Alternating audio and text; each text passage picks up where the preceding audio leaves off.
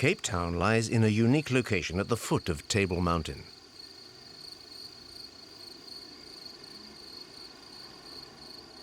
Founded by Dutch colonists in 1652, it grew in this basin known here as the City Bowl. This is the beating heart of the city. Cape Town is a metropolis with 4 million citizens. It's one of the 20 biggest cities in Africa.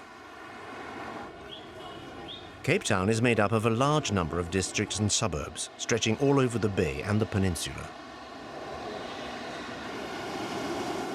But the city centre is rather compact and can be covered on foot.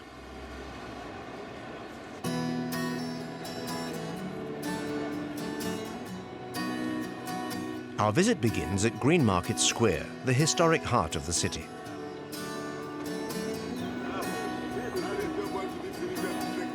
A stone circle marks the spot from which the distance between Cape Town and other places is measured. It lies beneath the porch of the old town hall, built in the mid-18th century.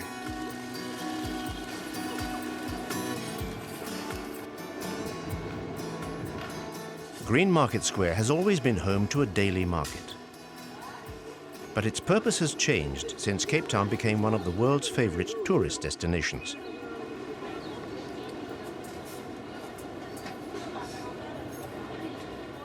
Today, tourism is a key element in the city's development.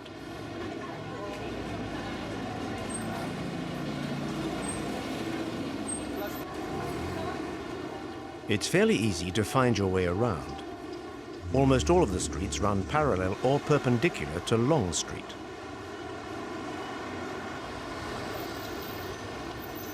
The 4-kilometre-long artery runs right through the city and features many wonderful examples of Victorian architecture.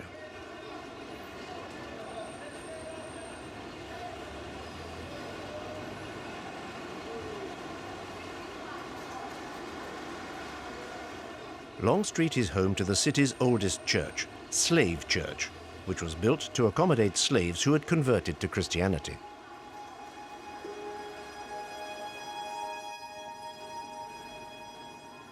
The city is dotted with an assortment of old buildings, many of which have had a variety of uses over the centuries. Slave Lodge, for example, built 300 years ago to house slaves, then became a brothel, and was then home to the Supreme Court. It's now a slavery museum. Still the time must come when we will die. The oldest building in the city is its ancient fort, the Castle of Good Hope, which dates from 1664.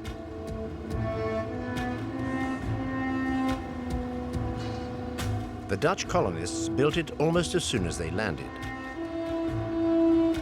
It now sits in the center of town, some way inland, despite having been built on the edge of the sea. This is because the city reclaimed land from the sea to ensure its development.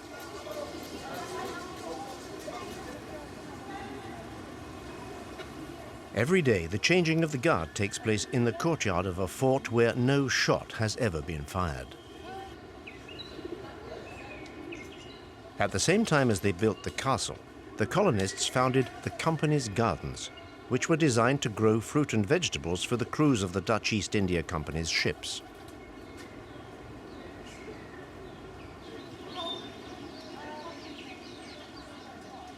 Originally, Cape Town was merely a supply stop for sailors headed for the east.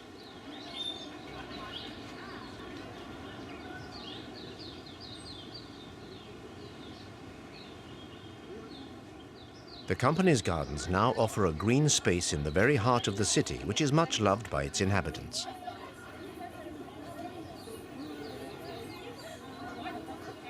It's a paradise for the grey squirrels who were brought here from America in the early 20th century and found the climate suited them perfectly.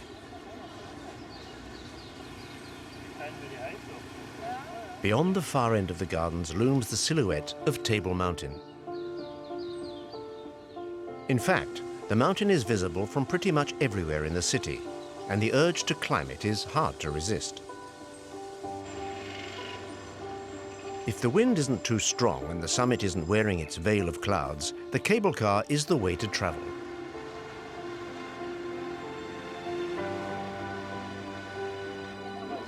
Since its maiden journey in 1929, it has carried around 25 million visitors to the summit. Over the years, the system has evolved and the cabins have already been changed several times to reflect the cable car's growing popularity. Today, it's one of the city's main attractions. A little patience is required, even if the current system is capable of transporting up to 800 people an hour.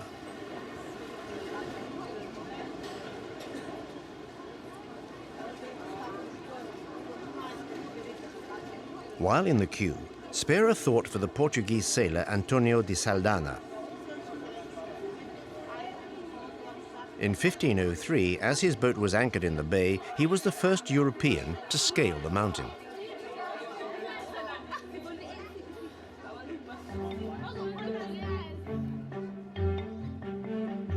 Each of these modern cabins can take 65 passengers.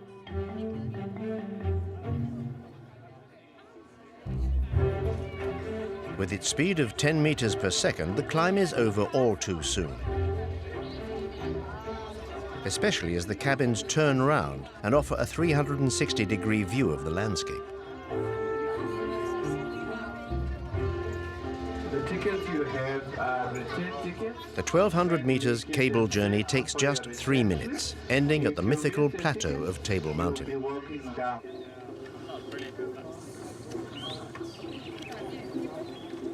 Although the altitude of 1,086 meters is nothing to write home about, the plateau overlooks the ocean and the views of the coastline are spectacular.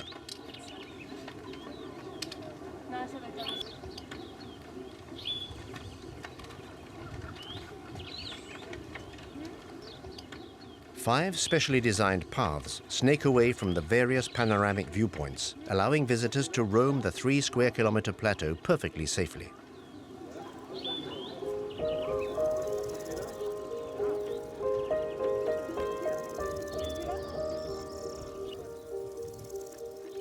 This strange mountain, whose summit can be explored effortlessly, is one of the oldest on the planet.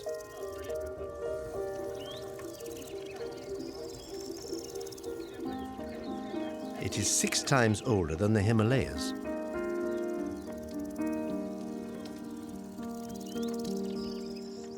Table Mountain is made up of sedimentary sandstone deposited on the seabed 500 million years ago. As the ocean's waters receded, the wind, rain, and frost eroded the stone, leaving this flat summit and unusually shaped rocks.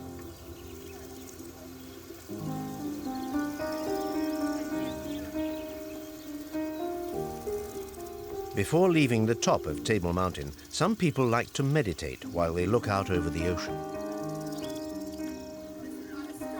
Others try to identify their home district from high above.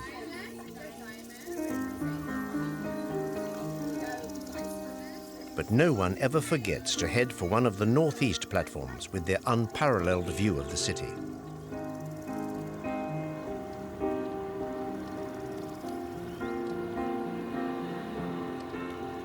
The entire bay can be seen from here.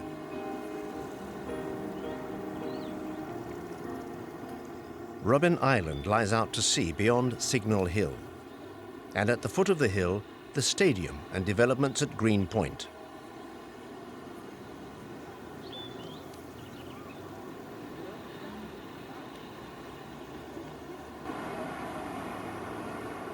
Cape Town lies at the heart of a natural site, much of which is protected. So space is at a premium. Even so, right near the town centre, just behind the port, is a wide open space. It's an ancient district, and the theatre for one of the darkest plays in Cape Town's history.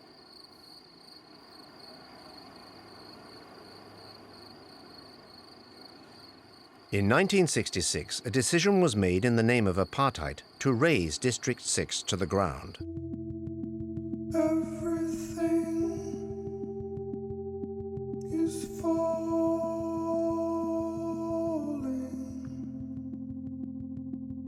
There were 60,000 people living in the district. Their crime was to be black, Malayan, and Indian, to have formed a cosmopolitan community in the town centre, which was seen to be the preserve of whites.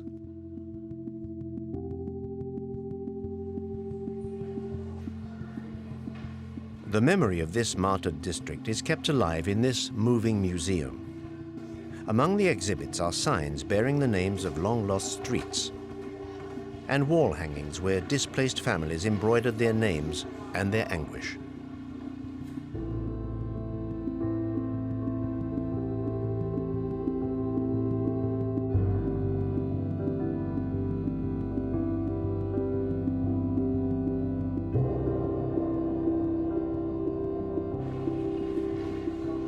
They temporarily left the township to which they had been exiled to come and find their old homes on this giant street map, which commemorates this shameful episode.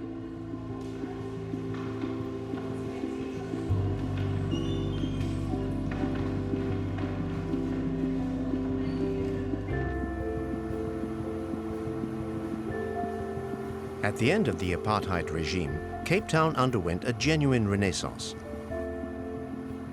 The international community brought an end to its boycott of the country.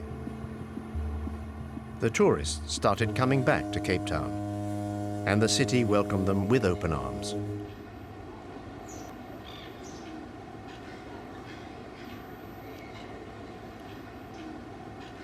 It's near the old port that the transformation has been most spectacular. The basins unveiled by Queen Victoria and her son Alfred in the mid-19th century were the scene of a Herculean task.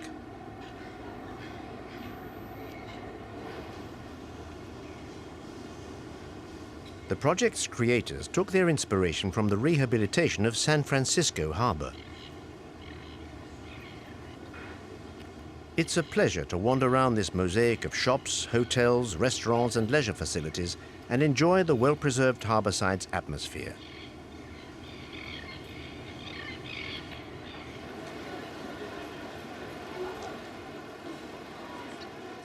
The waterfront, as it's known, was an immediate success. Nowadays, it's the country's premier tourist destination, and its shopping centre is the biggest in all of Africa.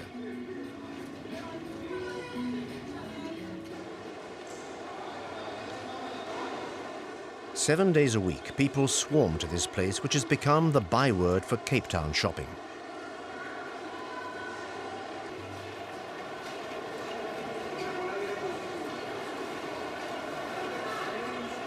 Nearby, a former warehouse is now an outlet for a vast range of arts and crafts produced in Cape Town and the rest of the country.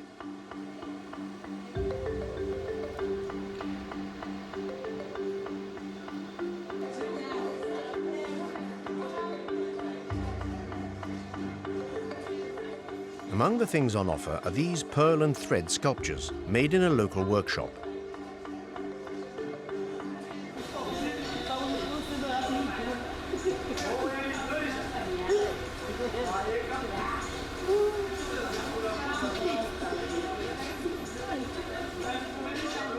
Everyone here is the creator of their own original work.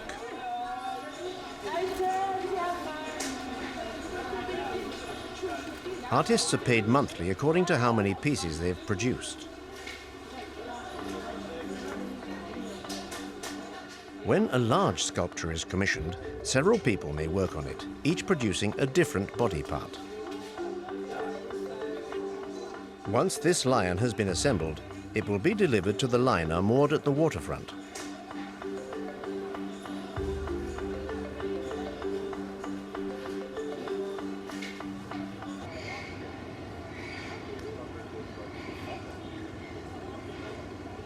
Initially created to attract people from outside Cape Town, the waterfront has also seduced the inhabitants of the city. They come here to have a drink, watch the boats go by, and observe the cormorants which nest among the quay's beams and fight over fish on the pontoons.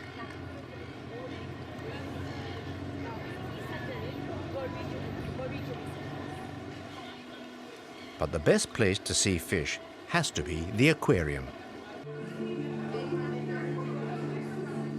Uncommonly, its tanks feature marine life from 2 oceans.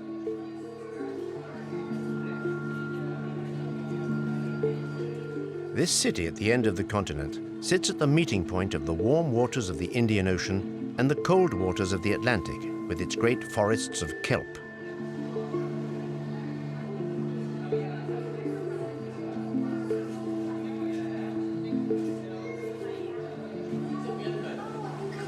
The Two Oceans Aquarium owes a great part of its fame to the large tank containing the predators. Although there may be no great white sharks, there are several large specimens of bull shark.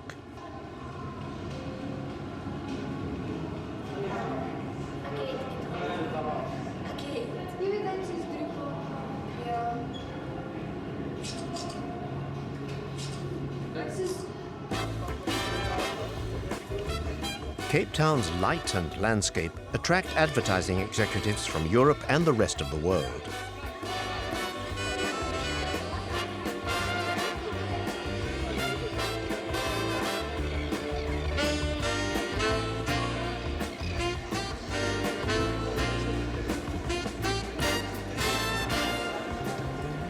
The port has become the destination of choice for businesses to entertain their clients.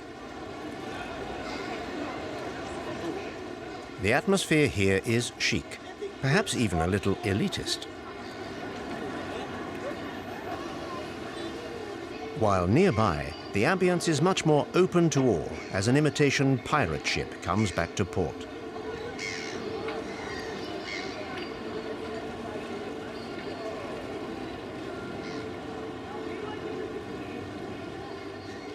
This is the secret of the place's success. It has something for everyone.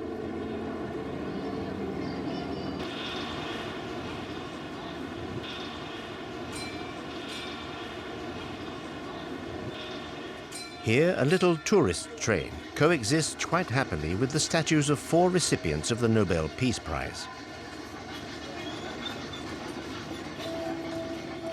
The statues are a little larger than life size.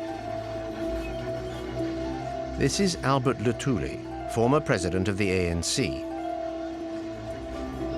Desmond Tutu, Archbishop of Cape Town. And the inseparable presidents de Klerk and Mandela, honored in 1993.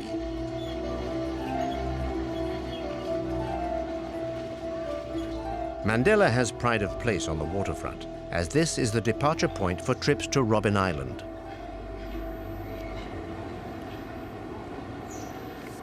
Three or 4 boats make the trip every day, and advance booking is essential.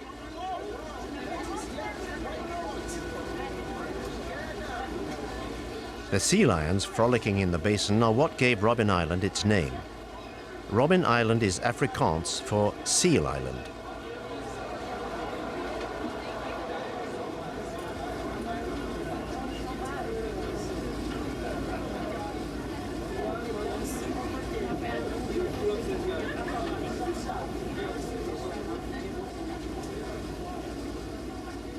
The crossing takes 30 minutes to an hour, depending on the boat, but above all, on conditions at sea.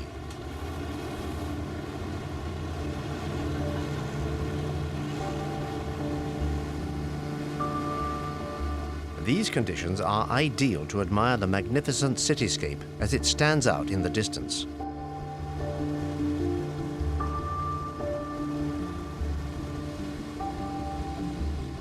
Robben Island is some 10 kilometers north of Cape Town.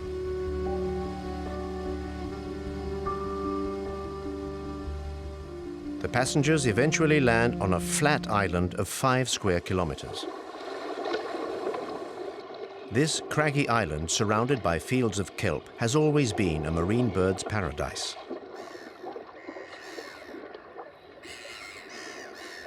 But for many years, it was hell for men.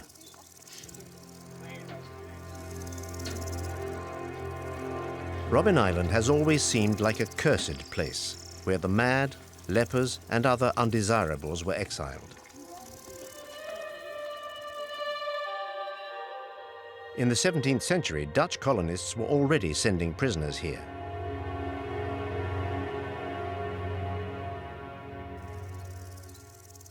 But it was in 1961 that this high-security prison was built, essentially destined to incarcerate opponents of apartheid. The photo was taken in 1991 April, and these are the very last prisoners to leave this prison. Here, prisoners were very happy to be... These days, former political prisoners show people around the prison. This is the photo of this place, B second courtyard. Here, prisoners were crushing stones during that period of hard labor.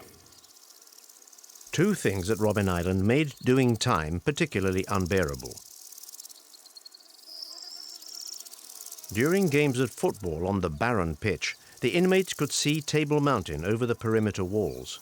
And more importantly, they were treated differently depending on their skin color.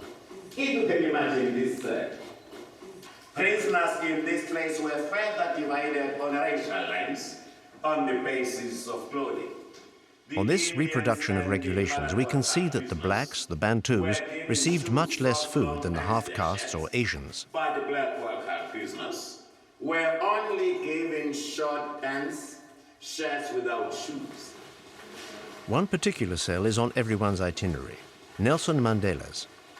Of the 27 years he was imprisoned, 18 were spent here.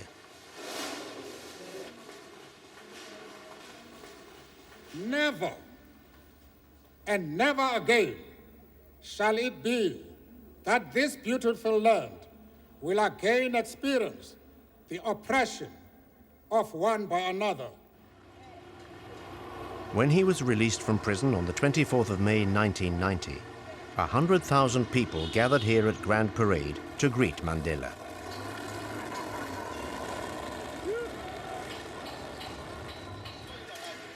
From the steps of Cape Town City Hall, he gave his first speech as a free man.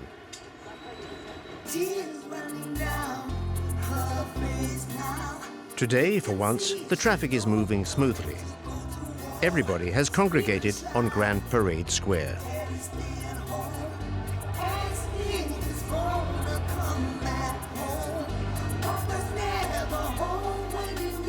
A crowd has gathered here for the Festival of Lights, and the city has organized a big free concert. Now is the time to unchain the mind. Now is the time. Every community is represented. But whites are noticeably fewer in number.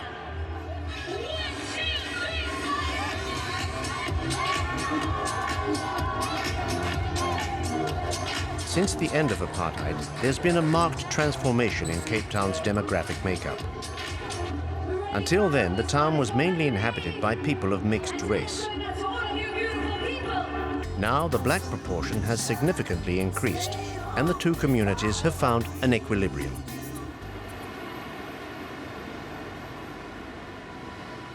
At the top of the city, on the slopes of Signal Hill, there's a district full of brightly colored houses. This is Bo-Kaap, which means Upper Cape in Afrikaans. It's also known as the Malay district.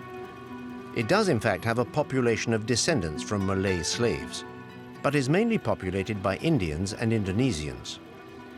They have painted their houses in bright colors to affirm their identity and resist any attempts to displace them.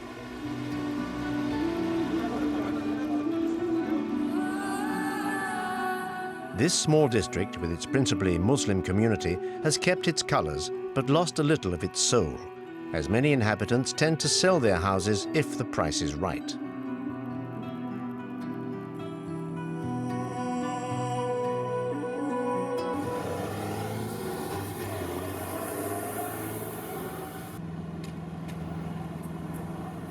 Some of Bo-Kaap's colorful charm has spilled over into the neighboring Waterkant district. Originally, Waterkant was part of Bo-Kaap, but in 1966, apartheid law excluded the black and mixed race population to make it an exclusively white neighborhood.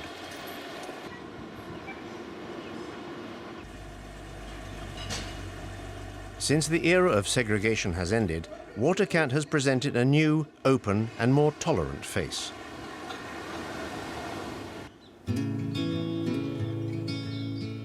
The district is now very much in vogue with young professionals, artists, and free-spirited members of the LGBT community.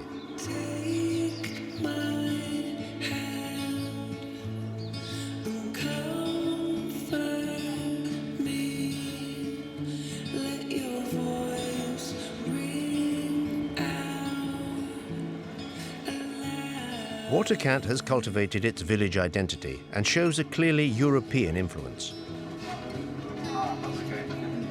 The charm of the district's flower-strewn cottages, terraces, restaurants and art galleries is undeniable.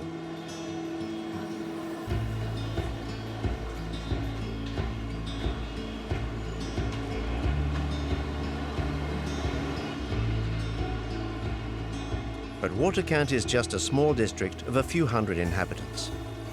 It cannot expand, neither can it take in any more. So the trendy hipster community headed towards the port, looking for available streets and space.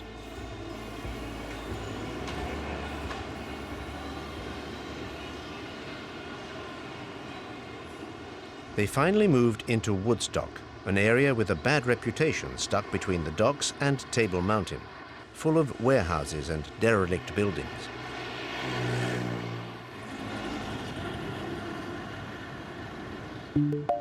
Today, it is the super trendy district.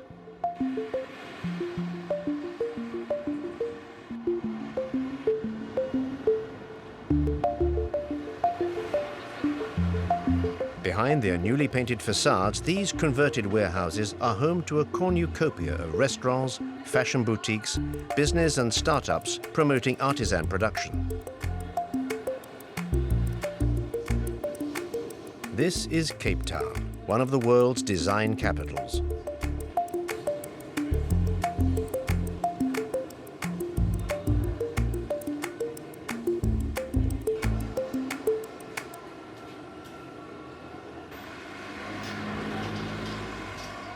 Woodstock also features a place which has become an institution. This old building dates from the late 19th century. Today, it's one of Cape Townians' favorite shopping destinations.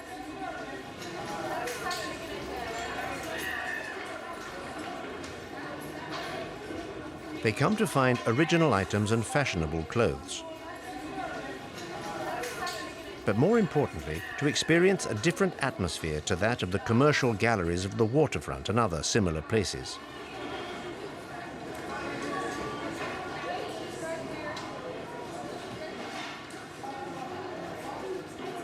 Here, it's all about creativity.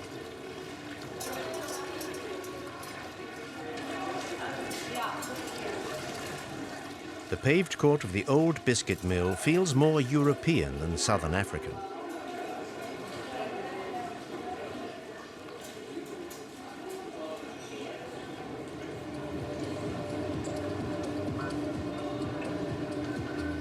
Every Saturday morning, this is a hive of activity. A get-together that many inhabitants of Cape Town would not miss for the world. A kind of great market come fresh food hall.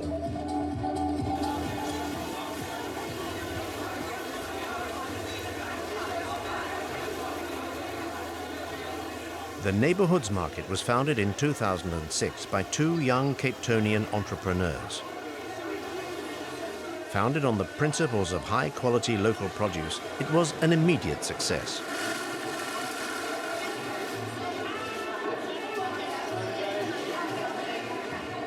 This is a great place to sample the culinary wares of over 100 different experts.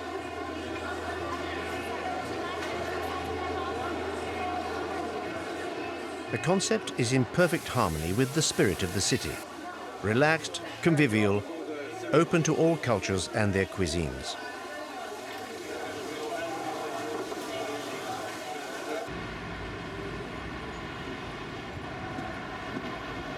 Outside, opposite the mill, a few flea markets have started sprouting up.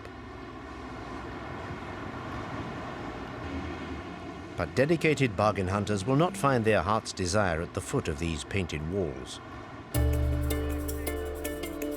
They need to head north up the bay and stop in the suburb of Milnerton.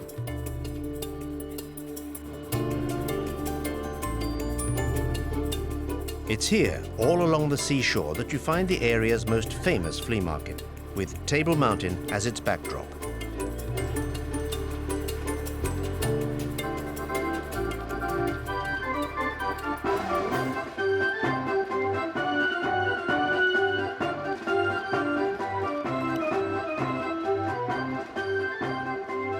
It's a very popular and authentic market with very few tourists. It's mostly frequented by the locals, most of whom belong to the middle or working classes.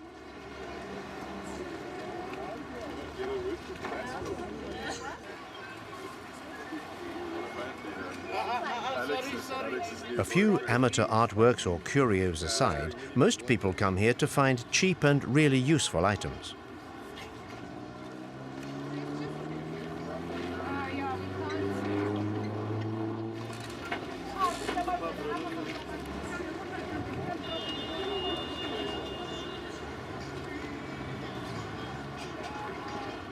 This flea market has existed for over 20 years. It attracts people all the more as it's in Bluebergstrand, one of the bay's most famous locations.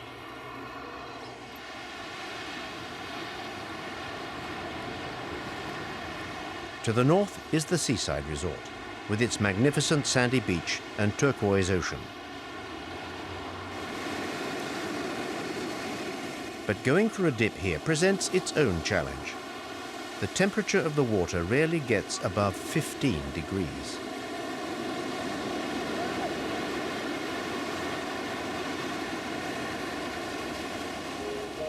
But what has really made this beach famous is the view to the south.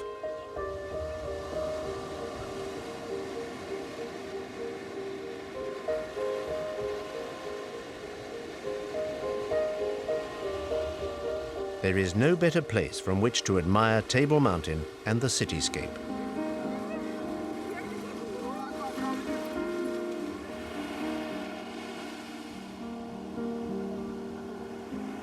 The beach is some 10 kilometers from Table Mountain as the crow flies. To the right of the plateau is a rocky dome known here as Lion's Head. It's an extension of Signal Hill.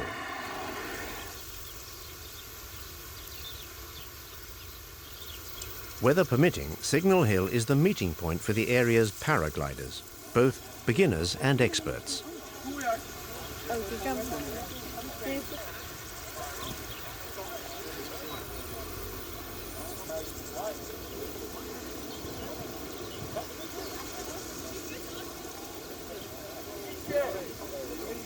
The place is bustling and business is booming. Several companies specialize in tandem flights, an experience which is very popular with tourists and lucrative for its organizers.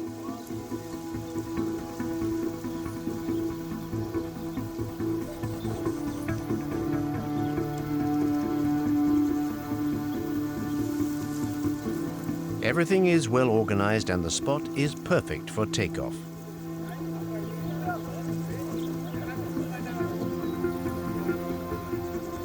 Conditions are at their best in the late morning. There are many gliders over the sea with the beaches below.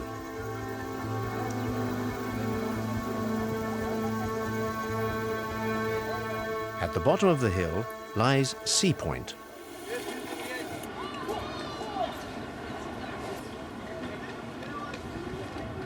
A popular 4-kilometer promenade, very popular with the locals, runs along the shoreline of the Sea Point district.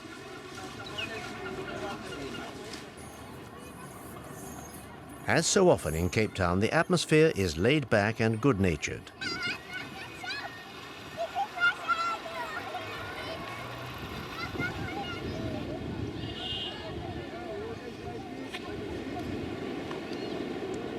Down at the beach, opportunities for bathing are limited because of the currents, the waves, and the rocks.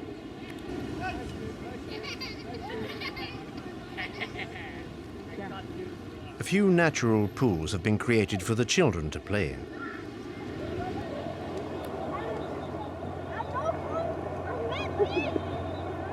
They can play safely, but because of the cold Benguela current out to sea, the water can be a little fresh. This probably explains why this remarkable swimming pool is so busy.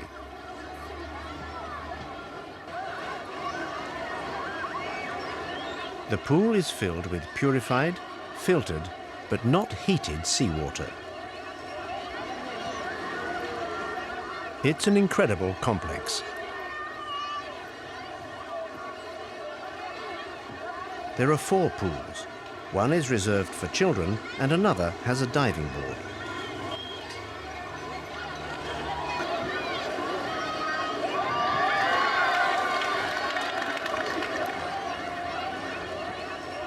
What is impressive is not the number, size, or quality of the pools, but the number of people they attract and the atmosphere that reigns.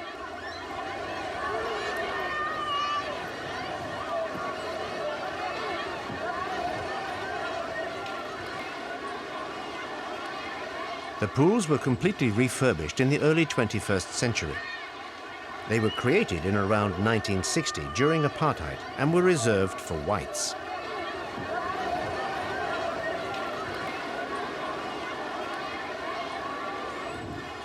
Nowadays, they are mainly frequented by people of mixed race, while whites prefer the beach.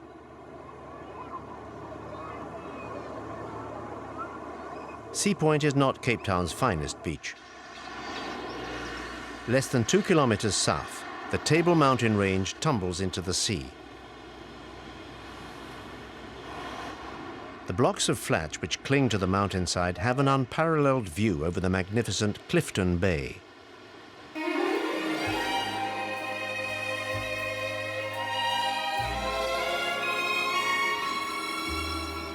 Clifton is the most stylish and most expensive area on the entire South African coast.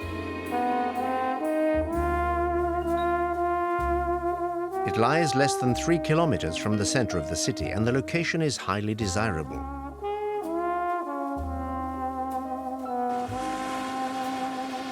Its most vulnerable areas are protected under the National Monuments Register, and so are safe from any new building projects.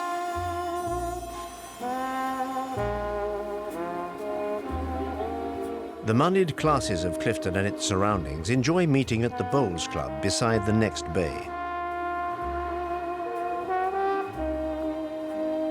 Although they seem to be taking it all very seriously, the game seems like a bit of an excuse to be seen and to press the flesh.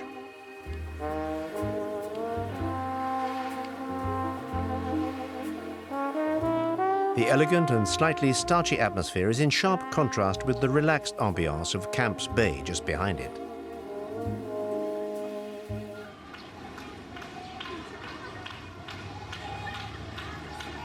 Camps Bay is a trendy and popular picture postcard resort. It owes its popularity to the beauty of the location.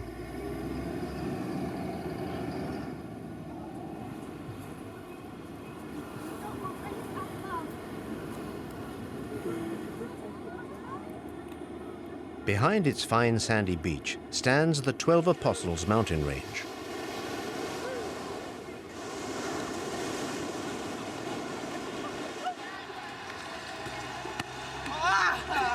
As stylish as it is popular and busy all year round, Camps Bay is the resort of choice.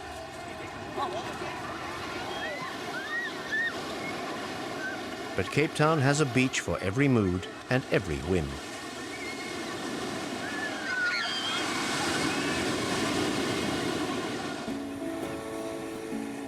Whether it's surfing the waves at Muizenberg or watching the penguins at Boulders.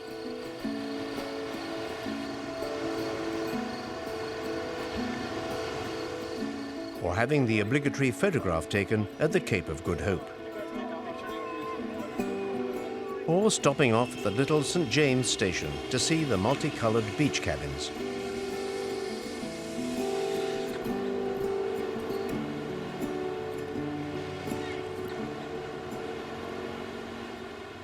Fishhoek Beach, a 1.5-kilometer long arc of sand, also has a few colorful beach cabins.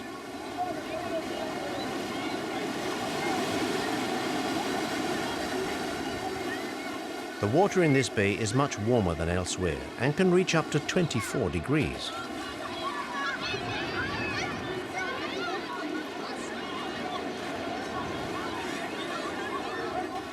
The problem here is sharks. Since the beginning of the 21st century, there have been already 2 fatal great white shark attacks.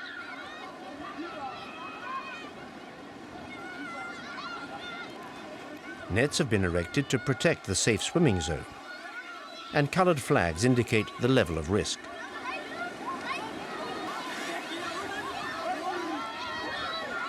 For all that, the beach is very popular, and its acronym is very apt.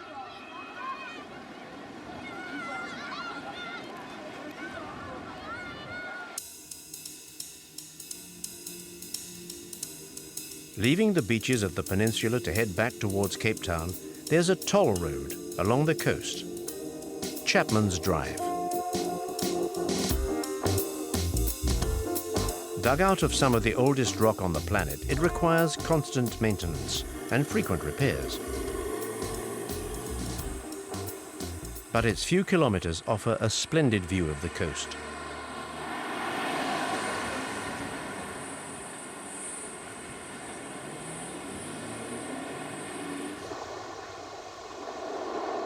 The promontory of Chapman's Peak offers a 180-degree view over Hout Bay.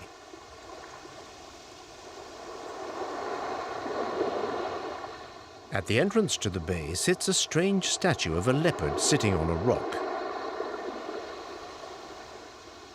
It's a tribute to the last big predator killed here in 1930.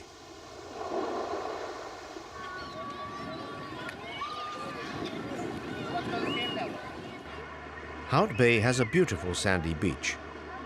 It's very popular with families because the water is not very deep and the seabed has a gentle slope.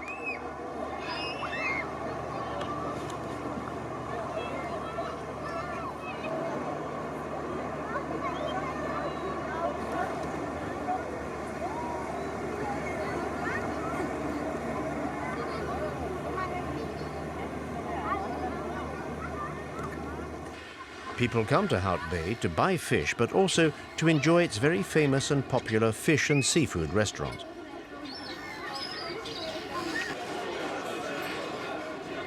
It's supplied by the fishing port, one of the largest on the coast, and a popular spot with the fur seals.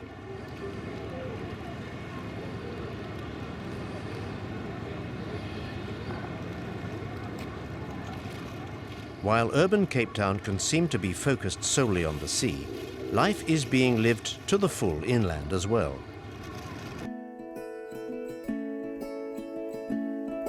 To the east of Table Mountain, great shaded avenues lead to the peninsula's most residential districts.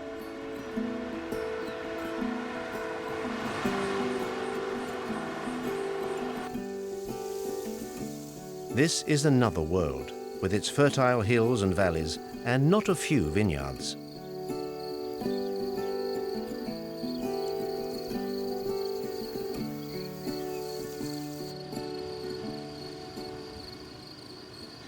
The idea of cultivating grapes in South Africa came from the founder of Cape Town, Jan van Riebeck.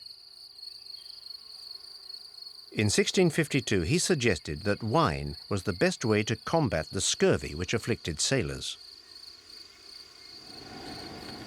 The suggestion became reality here some years later. In 1685, Commander Simon van der Steek created the first commercial vineyard at Groot Constantia.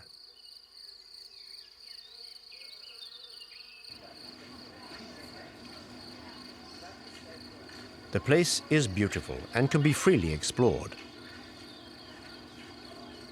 This is an opportunity to admire the restored buildings, which are a fine example of the characteristic Cape Dutch architectural style.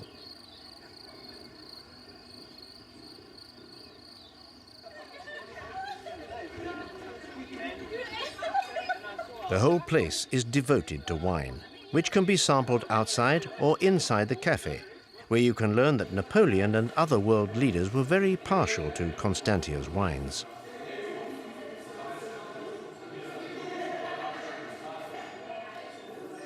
In order to learn about their current output, short wine tasting courses featuring some of the domain's greatest wines are available.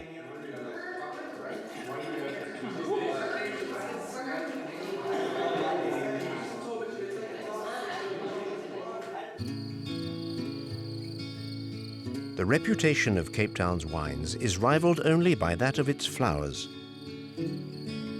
notably its proteas. There are over 100 species, and some only grow on Table Mountain.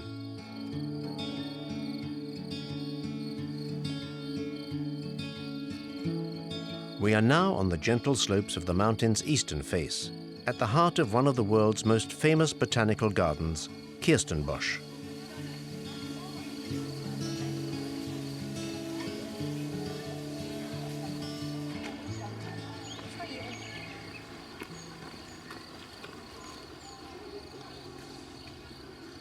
There's no need to be an expert or to be able to identify the 8,500 species of flower cultivated here, or the several hundred other types of plant which grow wild. The garden is a perfect place to take a stroll, to rest, to find oneself for a moment away from the city hubbub.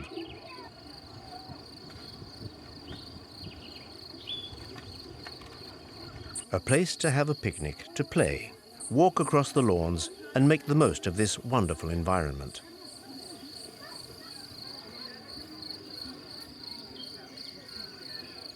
Kirstenbosch was built at the very beginning of the 20th century, on land bequeathed by Cecil Rhodes, the 19th century Prime Minister of the Cape Colony. When he died, this incredible memorial was built here on the flanks of Table Mountain.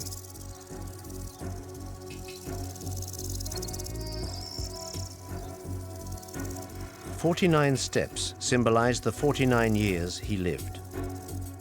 8 lions, replicas of those at the bottom of Nelson's column in Trafalgar Square. The granite used to build it was quarried from the base of Table Mountain. Nothing was considered too good for a person whose reputation has since become tarnished. The diamond magnate was also an imperialist at heart. Cecil Rhodes gazes out from his alcove over the suburbs of Cape Town. This was his favorite view. Now it overlooks Langa Township.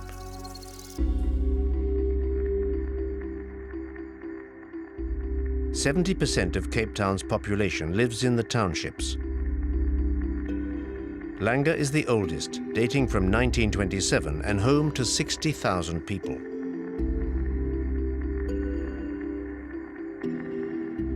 With its businesses operating from shipping containers and its parallel economy, it is a city within a city. The neighborhood can often be less than salubrious. Living conditions vary from one family to the next. The least fortunate live in sheet metal huts called shacks.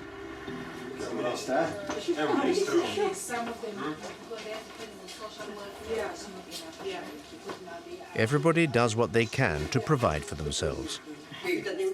All children are guaranteed at least 2 meals a day at school, which is free and compulsory.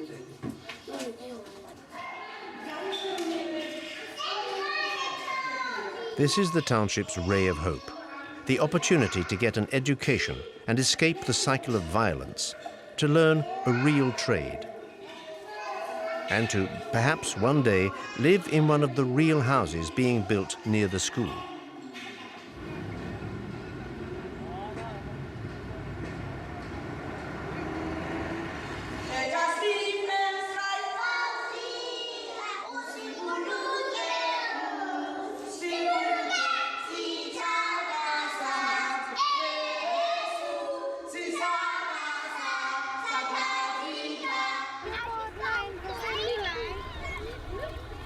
Today, pupils from Kensington have left their poor suburb for a class visit to Green Point. They will spend the day enjoying the wonderful facilities in the new park.